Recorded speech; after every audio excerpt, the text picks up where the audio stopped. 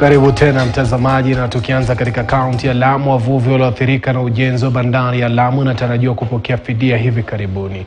Akizungumza mjini Mokoe, kaunti ya Lamu, mwenyekiti wa bodi ya halmashauri ya bandari nchini Benjamin tayari amewahakikishia wavuvi hao kwamba wataanza kupokea fedha hizo katika siku 45 zijazo. Tayari amedokeza kuwa takriban shilingi bilioni 1.7 zitatolewa kwa zaidi ya wavuvi 4,000 walioathirika na ujenzi wa mradi huo. Mwenyekiti huyo amebainisha kuwa serikali inalenga kutoa 65% kwa awamu ya kwanza ya fedha hizo, huku 35% ikitolewa katika awamu ya pili. Kwa upande wao, baadhi ya wavuvi watakaonufaika wamesema fedha hizo zitasaidia kufufua uchumi wa kaunti ya Lamu. Tunataka tuhakikishe kwamba tumemaliza katika ule muda ambao tulipatiwa na mahakama. Kwa hivyo leo tumeanzisha rasmi na tunataka si chini ya siku 45 kila mtu ameanza kupata pesa zake katika akaunti. Ni wavuvi 4,734 na pesa ambayo tunalipa kwa sasa ni bilioni 1,760,000 na ni 65% ya ile kiwango kizima, kwa sababu zile zingine 35% tumetenga kwa zile mambo kama project ambazo zitakuwa zinasaidia wavuvi na pia wale ambao watakuwa labda walisahaulika ili waweze kupata hiyo fidia. Kuna wavuvi washikadau, hawa watafaidi directly. Kuna watu katika jamii pia watafaidi indirectly. Mimi nasema hii ni kama economic stimulus program, itasisumua uchumi wa Lamu, kwa sababu hivi tunavyozungumza hali ya uchumi ya Lamu haiko katika hali mzuri, iko hali mahututi. Naambia wavuvi mtaendelea kuvua, bali kutakuwa na mpangilio.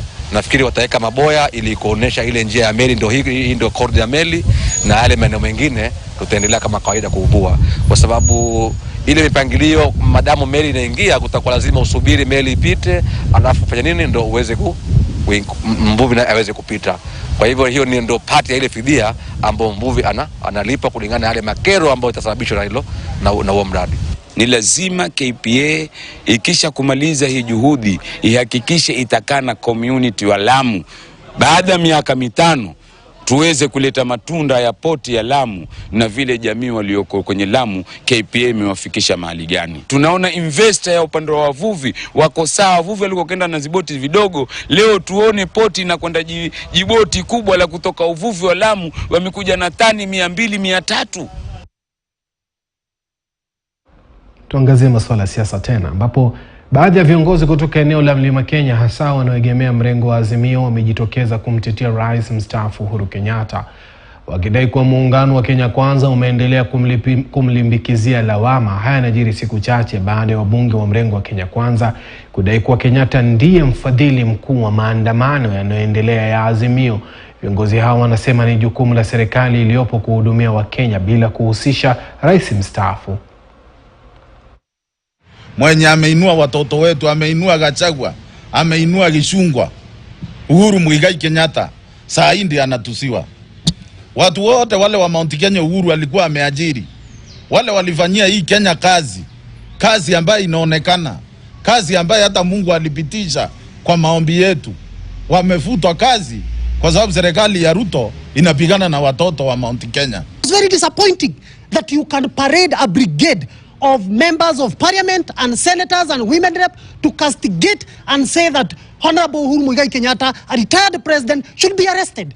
What we are seeing and what is there is that you, instead of uniting the region, you are castigating the president who served diligently in this republic, and most of the development projects we are seeing in the region were initiated by Honorable Uhuru Muigai Kenyatta. Ile pesa Uhuru alikuwa ameweka subsidy, kwa sababu Uhuru alikuwa amewekea watoto wote Kenya wa maskini 8,000 ku make sure kuna 100 transition ya kwenda high school. Saa hizi ukienda Kiambu watoto wamejaa nyumbani, hawakwenda high school. Ile pesa ilikuwa imewekwa ya subsidies na Uhuru, hiyo ndio wanatumia kununua magari.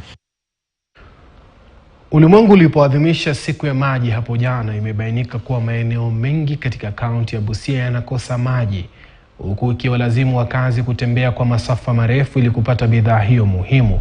Katika wadi ya Busibwabo, eneo bunge la Matayos, wakazi wanasema kuwa kwa msimu wa kiangazi uliopita walihangaika pakubwa, kwani visima vingi vilikauka na kusababisha maji kukosekana, huko akitoa wito kwa serikali kuu na ya kaunti kuhakikisha kuwa inaweka mikakati ya kuwapa maji.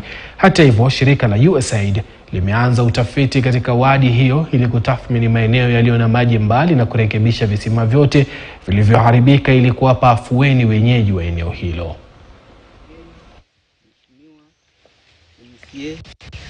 Wakati wa kiangazi tumeumia sana, na tunaomba tena tusikije tukaumie vile tumeumia wakati wa kiangazi.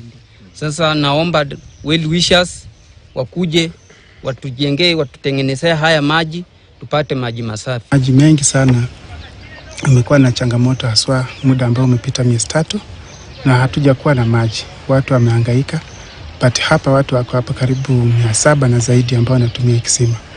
Ni ombi langu kutoka kwa county government na wale ambao wawekezaji au wale ambao wanaweza kutusaidia kama donors wakuja watusaidie. Maji imekuwa shida. Tunaomba kwamba wahakikishe kwamba visima zetu zianze kufanya kazi, kwa sababu bado suluhisho ya maji hatujapata katika wodi hii ya Busibwabo. Nataka pia niombe county government ambayo inafanya kazi nayo kwamba itenge fedha ili maji yetu iweze kutengenezwa, iweze kusaidia wananchi wetu. Busia County has been having the water problem. Yesterday I was in a place called the Butula constituency. The water crisis is too much. You find that there's a community conflict and maybe the school conflict that are fighting over one water borehole, which is less and cannot even accommodate the population. One borehole with a population of over 12,000 cannot survive. So I call upon the well-wisher, the county government of Busia, to spread their arms through the area leaders and the village leaders so those issues can be amicably solved. Kwa swala la maji, serikali ya kaunti ya Murang'a imeanzisha mradi wa kuwachimbia wenyeji visima 20 katika jitihada za kuepushia masaibu ya kukosa maji. Gavana Irungu Kang'ata aliyasema haya wakati wa kuzindua uchimbaji kisima katika shule ya msingi ya Mbogoini, wadi ya Kuhumbu, eneo la Kigumo, wakati wa maadhimisho ya siku ya maji.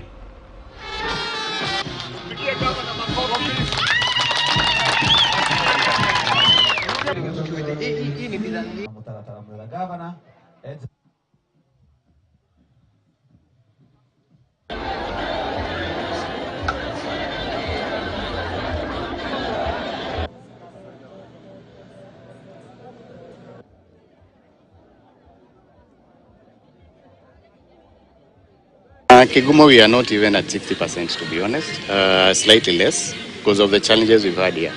And the funny thing or the absurd thing is that we have a lot of water in Upper Kigumo, but in terms of sharing the water, we've not had our equal share. And that's why sometimes you have to rely on boreholes as opposed to our piped water. But we hope that this is a problem that we can be able to tackle as we go along. We are observing our framework for water development and water provision for the people of Murang'a County. And we are here to support the governor as well as the Murang'a County government in the agenda to ensure that Murang'a people are benefiting from the resources, water resources that we do have, to support the issues of agriculture, to support the issues of clean and healthy drinkable water. We hope this borehole is going to help more than 15,000 households who have not been getting regular clean water. So therefore, during this day of World Water Day, we launched this program today here at Kigumo to benefit the 15,000 households who have been forced to go to rivers to fetch water for domestic use. Kaunti ya Tana River ni kaunti ambazo zimesifika kwa miradi mbalimbali ikiwemo kilimo cha mpunga na vyakula mbalimbali kando na ufugaji.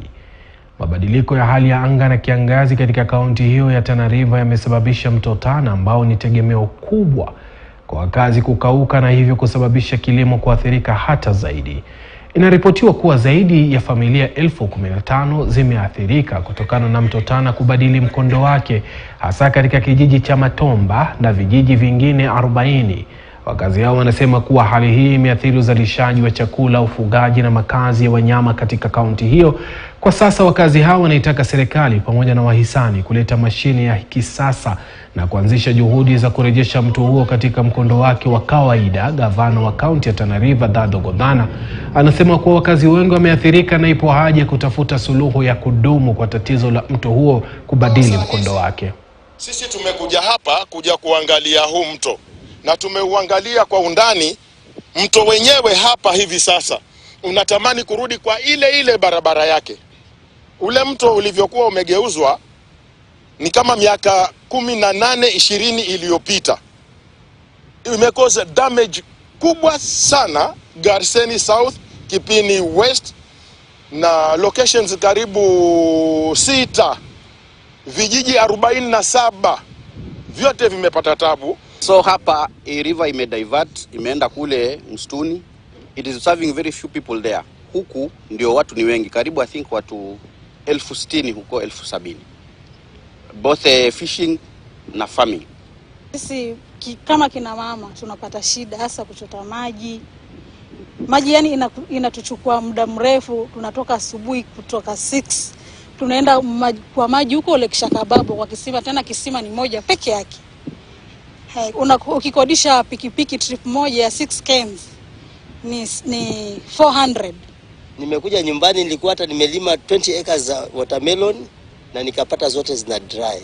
Kwa hivyo leo this week nikaona nichukue off. Maana yake tulielezwa from the county government kwa several engineers have designed this place and several attempts have been made and it has failed. Sasa nikamwambia mimi as an official from the Institute of Engineers of Kenya nitakuja binafsi. And some of the challenges we have today in Tana are caused by people who have done the engineering in Germany, in the United States, in China, in Russia, and come to impose solutions in Tana without the people's involvement.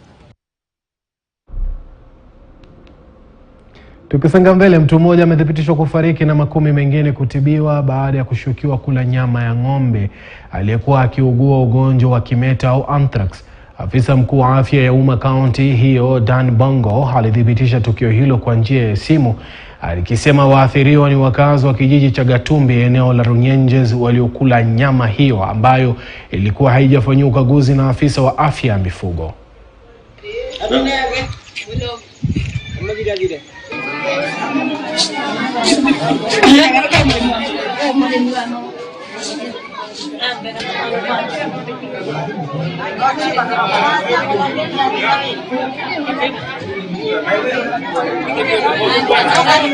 Nilikuwa nimekuja hapa dispensary ya Gatumbi juu tulikuwa tumekula nyama zenye hazikuwa zimepimwa, na wakati watu walikuwa wamekula hizo nyama imetuadhiri. Hiyo nyama imetuadhiri sana. Kuna yenye wamefura midomo, kuna yenye wamefura mikono na kuhala, na kuna mtu mmoja ameaga dunia. So hiyo imetuadhiri sana. Kuna mtu mmoja kunasemekana alikufa. So tunaambia watu wakuje wapewe dawa wakunywe ili tusikue na kesi nyingine ya death. Tunajua ukikufa unakufa once na hutawahi rudi tena. Wako watu kama 200 hivi, na nataka kushukuru county government starting with our governor.